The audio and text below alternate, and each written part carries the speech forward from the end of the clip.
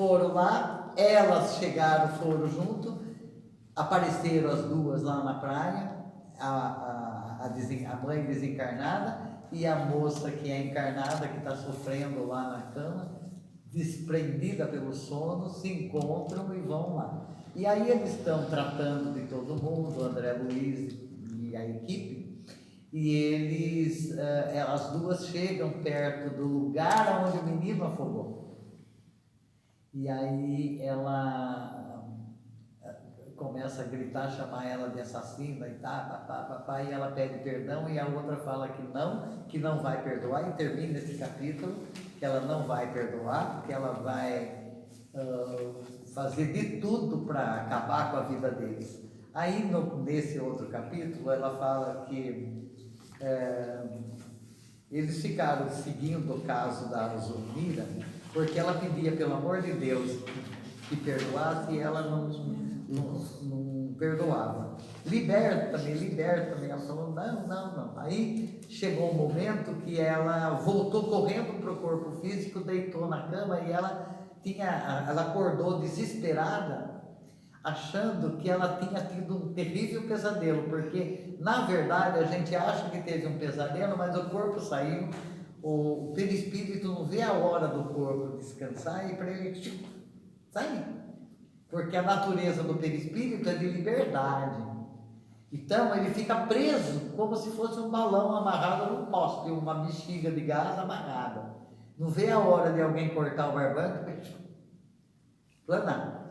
Então ela, na mente dela, ela voltando para o corpo, ela ia se libertar da outra. E ela só não voltou para casa correndo. O perispírito dela voltou para o corpo. Ela teve a sensação que teve um pesadelo. E ela queria gritar, não conseguia, aí os mentores vieram, deram passe magnético, acalmou, aí ela dormiu, se acalmou e conseguiu dormir, a coitada. Porque a história é complicada. Então tem o resgate de um, de outro, por isso que o Emmanuel fala que de quantas e quantas encarnações nós temos coisas a resgatar. Porque nós não vamos resgatar tudo de uma vez só, porque imagine só, desde que a gente era pedra lá atrás, até chegar aqui, quantos bilhões de anos? Quantas encarnações nós tivemos para chegar aqui hoje, com mão, não é pata, com essa carinha linda que nós somos, né?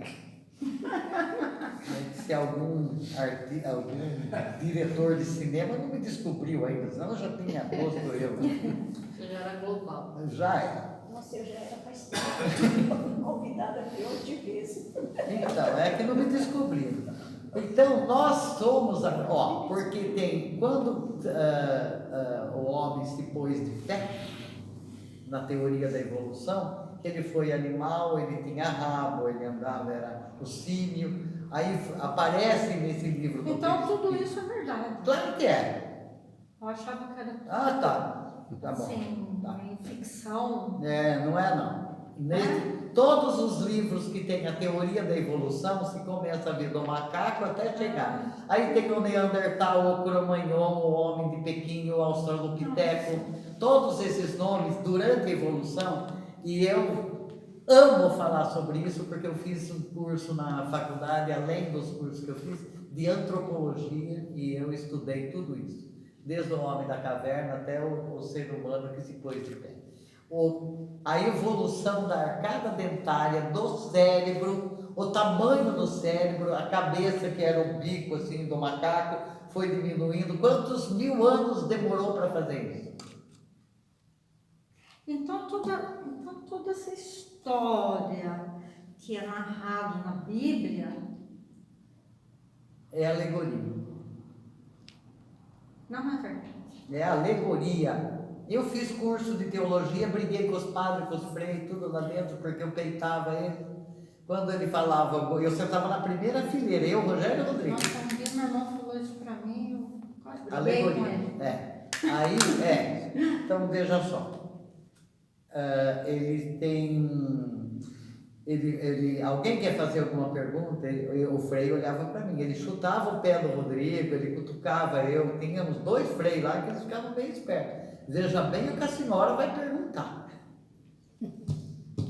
Porque o meu carro ficava parado do lado do carro dele no estacionamento, eles vinham de fora, e no meu carro atrás tinha um selo desse tamanho escrito Leia Kardec, do lado do Frei, e ele sabia que eu era espírita. Então ele falou, veja bem que a senhora vai perguntar, porque eu questionava,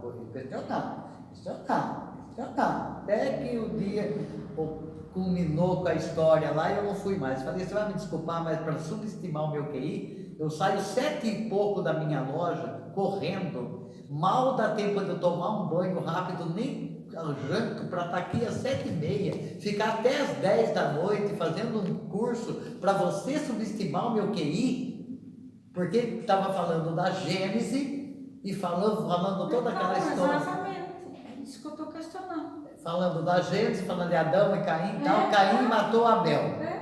Toda essa história. Aí Eva teve Adão, Caim, teve Abel, Caim, Sete, um monte de filhos.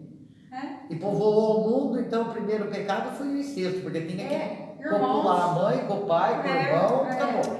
Aí o Caim. Teve a Lilith ainda, né? Antes da Eva, teve a Lilith, né? Aí o Caim, fugindo do trauma, da coisa que ele matou o irmão, ele foi para uma outra cidade, se casou e teve filhos. Eu perguntei para o Frei, de onde saiu a mulher de Caim? Não é? Não está lá escrito isso? Não está assim. De onde saiu? Se os 4 ou 5 primeiro era daquela família. Exatamente, só existia aquilo ali. Ele falou, veio da lua. Eu falei, não. Vai me desculpar. Está subestimando, né? Mas eu não suporto, subestime o meu QI. Eu falei isso, veio correndo para aprender, porque a primeira parte que era da propedêutica tinha um Frei lá que era maravilhoso. Eu tenho um caderno dessa grossura, tudo escrito maravilhoso, o Zeca. Ele era um teólogo, assim, ele passou informações preciosíssimas. Eu já tinha feito curso de teologia na faculdade, mas um cursinho básico, que eram os rapazes do Claretiano. E já tinha uma certa noção. Mas agora, eu falei, eu vou me aprofundar mais, eu quero fazer. Quanto mais aprende, vai aprender mais. Mas falar, eu falei, vocês vão me desculpar. Nossa, veio gente em casa pedir para mim não sair, um amigão do meu pai, que já desencarnou também, coitadinho. Eu gostava tanto dele, eu falei, Carlinho, você vai me desculpar, mas ele foi subindo no telhado, o Carlinho Húmel, ele foi subindo para arrumar um telhado, caiu, bateu com a cabeça, e ele tinha, assim, uns 7 anos a mais que eu, desencarnou com coisa cerebral. E aí ele era ministro da Eucaristia, meu pai também era. E ele era bem mais novo que o meu pai. Aí, dia da missa dele, deu um temporal, o Rodrigo foi comigo, o Rogério ficou. Mas deu um temporal que eu falei assim, nós não vamos sair da igreja, da igreja Aparecida, nós saímos da igreja, não ia dar para sair, porque aquilo parecia que ia cair o mundo. Terminou a missa, aí nós ficamos esperando, aí o meu carro estava descendo a Avenida 30, porque eu morava aqui em cima, hoje eu moro ali perto da igreja. Então é 28, a Rua 2 A e a 30, o meu carro estava descendo a 30. E é assim, depois chega a Avenida Rio Claro ali. Ali desceu tanto entulho que tinha coisa assim, dessa altura, assim, nas rodas do carro, do temporal que veio e da ventania que deu. Na hora que o padre estava atrás, e eu sentei lá na frente, porque eu chego e sento na frente, os bancos da frente. E tem umas mulheres que entram para fazer, que são, não sei qual é o nome que elas são, ajudantes do padre, que tem uns jalecos bordados aparecidos aqui, bordado. Então elas são pessoas que são representantes da igreja. Então vivem na igreja. Já que elas vivem na igreja, elas têm que ter um certo padrão de comportamento, pelo menos na missa.